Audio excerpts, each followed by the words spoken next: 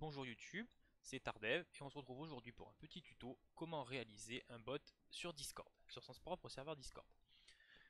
Donc pour ce faire, vous avez besoin d'avoir un compte forcément Discord. On va créer un petit serveur qu'on va appeler Ardev Server. Donc on va créer ce serveur là. Une fois que ce serveur est créé, on va se rendre sur l'URL suivante. Donc je vous la mettrai en commentaire, c'est discordapp.com developers applications. À partir de là, on va pouvoir créer une nouvelle application. Donc nous, c'est ce qu'on va faire, qu'on va appeler bot YouTube. Donc on va créer cette application. Dans cette application-là, on va devoir venir, dans un premier temps, créer un petit bot. Donc on va dire qu'on va ajouter un bot, on va confirmer. Par défaut, il nous l'appelait pareil que le serveur, ça me va très très bien. Vous allez copier le token de ce bot, on en aura besoin plus tard. On va devoir donner accès à notre serveur à ce bot. Donc on va se rendre ici. Le scope, c'est un bot et on va lui donner la permission d'être administrateur. Donc il nous a généré une URL ici qui nous permet en fait de dire qu'on autorise sur ce client là et qu'on lui donne une permission. On voit que si on vient changer, alors là j'ai mis administrateur donc il m'a tout donné, mais si par exemple je lui donne que certains droits ici, on voit que ça change les permissions qui sont ici. Donc nous, ce qui nous intéresse, l'administrateur, il aura tous les droits. Et on va se rendre à cette URL là.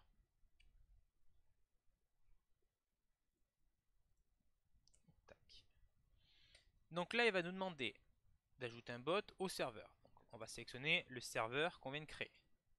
On va continuer. Donc là, il nous demande si on confirme bien qu'on veut lui mettre les droits administrateur.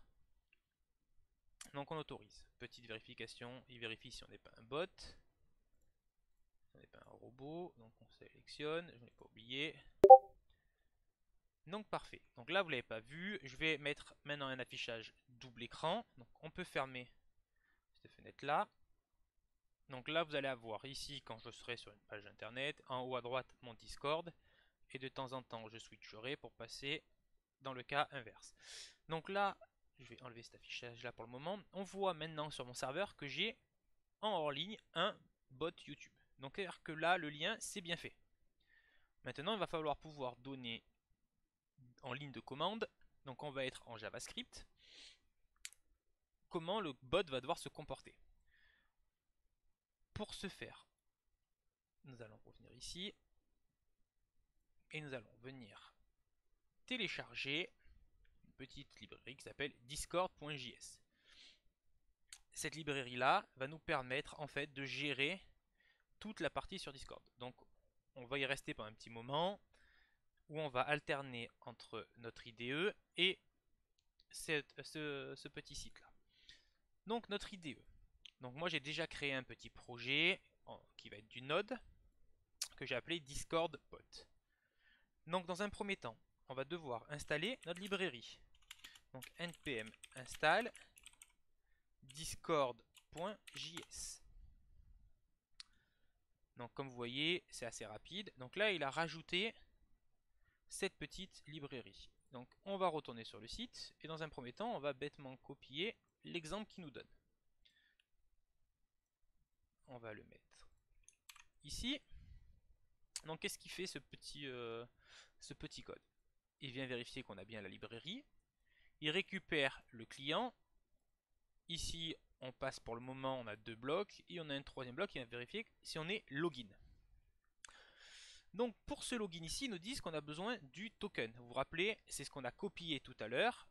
Je vous le remontre.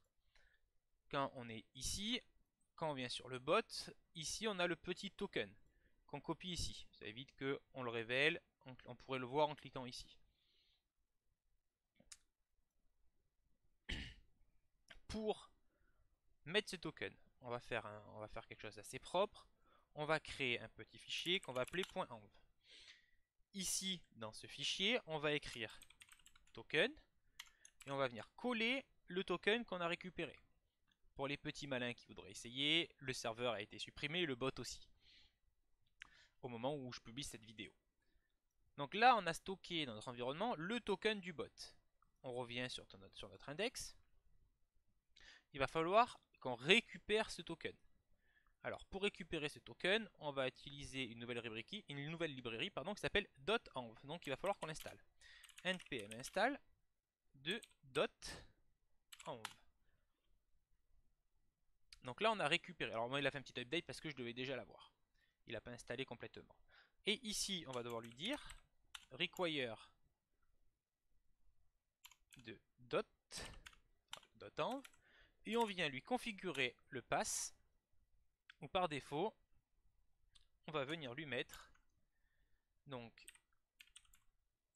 le pass c'est .env. Ce qui nous permet du coup, alors quand on fait ça avec .env, il va venir stocker dans process.env la valeur du token, vu qu'en fait il va venir lire le fichier qui est ici et la clé s'appelle token. On peut venir lui stocker autant de variables d'environnement qu'on veut.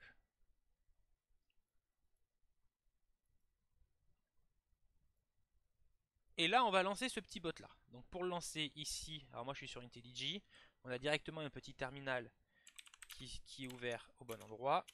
Donc on va lancer en faisant node de index.ts.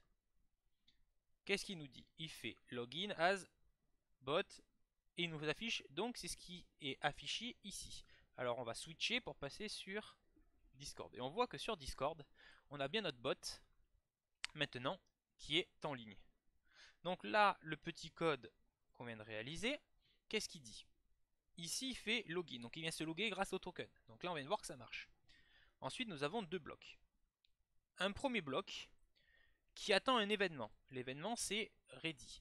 Donc quand il va détecter cet événement-là, donc en fait, là, qu'est-ce qu'il nous dit? Quand le bot va être connecté, il va nous faire une sortie, donc un petit console log dans le terminal pour nous le dire.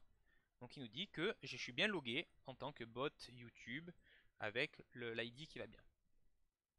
On voit qu'on a un deuxième événement. Un événement qui s'appelle message. Donc ça on ira voir un peu après dans la documentation sur Discord. Parce que tous les événements qu'on peut avoir. Parce qu'on en a une très grande liste. Et là il dit que quand on reçoit un message, on vient vérifier le content du message. Donc le message.content. Et si c'est égal à ping, on lui répond pong. Donc on va essayer tout de suite sur Discord. Donc je me mets comme ça et je vous affiche en haut à droite le terminal. Puisqu'on va voir si on voit passer des logs. Donc on se met dans notre salon général et on lui envoie, alors le ping c'est en minuscule, on lui envoie ping. Et on voit tout de suite qu'on a une réponse de bot qui est pong. Donc l'event, et là vous verrez le Discord à côté, l'event message nous permet de détecter quand on a un message et de lui répondre. Donc on peut derrière faire plein de choses. Message.content. Si cette fois-ci c'est pas ping mais on nous envoie pong. Et là vous allez voir le drame. Vous allez comprendre par vous-même. Je lui réponds ping.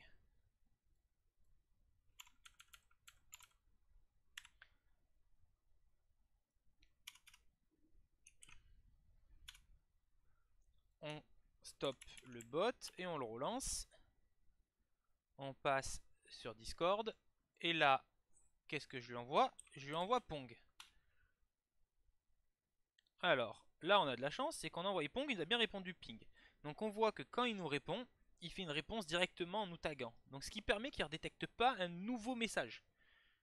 Si c'était pas le cas, et qu'on envoyait juste un message, qu'on faisait pas une reply, parce que là le fait de faire, je vous bascule sur l'autre côté, le fait de faire un reply fait qu'on répond à la personne qui vient d'écrire. Donc c'est pour ça que dans le message, il y a d'abord le arrobase avec le nom de la personne. Mais si on faisait juste un send, donc on envoie un nouveau message, on pourra avoir un bot qui boucle en permanence puisqu'il se répond à lui-même de façon infinie. Donc ça ok, c'est cool, on a fait notre premier bot, on s'est connecté et on en arrive à envoyer des messages. On va essayer de faire des trucs un peu plus sympas. Donc avant de continuer à coder, on va aller sur le site de discord.js où on a récupéré l'exemple et on va aller maintenant sur la documentation. Donc la documentation qui est ici, vous voyez qu'on a un ensemble de classes. Si on regarde nous notre code, alors pour le moment je vais enlever, si on regarde notre code, on voit qu'on récupère la partie client. Donc on va se mettre sur la classe client et voilà ce qu'il nous dit. Il nous dit que la classe client a plein de properties différentes. Les channels, emojis, et ainsi de suite. Je vous laisserai y aller si vous avez envie. Mais aussi qu'elle a des méthodes. Nous, on a utilisé la login. Donc si on y va dessus, il nous dit login client établi chez WebSocket Connection. Donc c'est pour se loguer. On l'avait deviné. Mais on a plein d'autres méthodes différentes. Et on a également plein d'events. Donc si vous vous rappelez, nous on a écouté l'event ready, qui est celui-là, qui nous dit emit. Donc il nous dit qu'il émet cet événement-là quand on est prêt, quand on est connecté, qu'on est prêt à travailler. Ensuite, on a écouté l'event message, qui nous dit que celui-là est émis quand un message est créé. Derrière, quels sont les events qui sont sympas? Donc on voit qu'on peut avoir, quand il y a une création de channel, une suppression. Alors une guilde c'est un serveur, plein d'événements sur les messages, quand il a été supprimé ou quand il y a eu des réactions ou ce genre de choses. Nous, ce qu'on va essayer de faire dans ce premier petit tuto, c'est grâce à une commande de créer un nouveau channel. Alors comment on va faire? Déjà on va essayer de détecter le message. Donc là on a déjà la commande, c'est l'événement, c'est l'événement message. Donc on l'a déjà ici. Si on revient au code qu'on avait fait tout à l'heure, lui il va être détecté sur tous les messages qui vont être envoyés. Donc nous on va limiter un peu la chose, sinon ça va être trop compliqué. Donc ici on dit si le message qu'on reçoit .content est égal, donc on va dire la commande, on va dire que c'est create. Dans un premier temps, on va vérifier qu'on la détecte bien. Donc on fait un console log et ici on va lui dire need to create channel. On va arrêter notre bot et on va le redémarrer. On va passer sur Discord. Donc ici, dans Général, on va tester notre petite commande qu'on a appelée underscore.create. Et si on vient voir dans IntelliJ, on voit bien que ici on a une sortie qui est need to create. Donc on a bien détecté la commande create. On a un petit problème, c'est que ici si on crée un nouveau salon textuel, qu'on va appeler test, qu'on bascule sur test et qu'on fait également la commande create, on voit dans IntelliJ qu'il a de nouveau affiché la sortie. Donc il a détecté, puisque ici c'est quel que soit le channel. Donc nous, ce qui nous intéresse, ça va être déjà de se mettre sur le message d'un seul channel.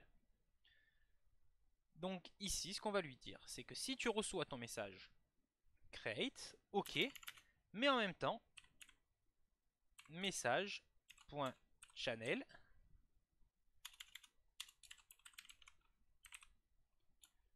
.name est égal à, donc on va se limiter nous à test par exemple. Alors pour comment j'ai trouvé que c'était sur cette ligne là, je vous montre. Ici nous sommes sur client, donc nous on est sur l'événement message. Donc il nous dit que message nous retourne quoi? Un type message. Les properties de message, on a le content, donc c'est ce qui s'affiche tout à l'heure, c'est ce qu'il y a dedans, mais on a également la property channel. Donc là, il nous retourne ici le channel où est envoyé le message. Et on voit que dans ces channels-là, il n'y a pas le... parce que je suis toujours dans message, je ne suis pas allé dans channel. Ici, on est ici dans channel. Et là, on a la property name qui nous retourne le name du channel. Donc on va tester ça. On va redémarrer. Et maintenant, alors, hop, ce qui va se passer c'est ici dans le terminal, mais je vais me mettre dans le channel dans le salon général et je vais refaire ma commande create et on voit qu'on n'a rien sur la sortie de la console de terminal. Par contre, si je me mets sur le channel test et que je refais mon create, j'ai bien mon petit log qui apparaît. Donc là, on va bien répondre à uniquement la commande sur ce channel là. Ok. Maintenant, ce qu'on va vouloir faire, c'est créer un nouveau channel. On revient ici. On remonte au niveau du message. Quelles sont les properties du message? Donc les properties du message, celle qui va nous intéresser, c'est guild. Donc la guild, c'est le serveur, il faut le voir. Donc quand on va venir dans cette guild là, on va avoir la liste, on va avoir une properties qui est channel. Et dans channel, on a une méthode qui s'appelle create, qui nous permet de créer un nouveau channel dans la guild. Donc nous, ce qui va nous intéresser maintenant, ici, on va lui dire, à partir du message, je vais récupérer la guild. À partir de la guild, on va passer aux channels et on va appeler la méthode create. Donc on va devoir lui passer un nom. On va appeler test2 et des options. Donc là, niveau des options, si on regarde ici, create, ils disent qu'on a des options. Donc quelles sont les options? On va avoir l'option type, donc il attend du texte et il peut avoir comme choix texte, voice ou catégorie. Donc on va pouvoir à partir de là créer ou un salon textuel comme texte, ou comme général ou test, ou un salon voice pour pouvoir parler, ou un ensemble de catégories. Ensuite, bon, je vous laisserai dire parce qu'il y en a quand même pas mal d'options. Donc nous, on va juste créer un simple channel vocal. Donc on revient ici. Ce qu'on va lui dire, nous, c'est type de point voice. Sauf que si on regarde la méthode, il nous retourne juste ça. Donc on va faire comme ça, parfait.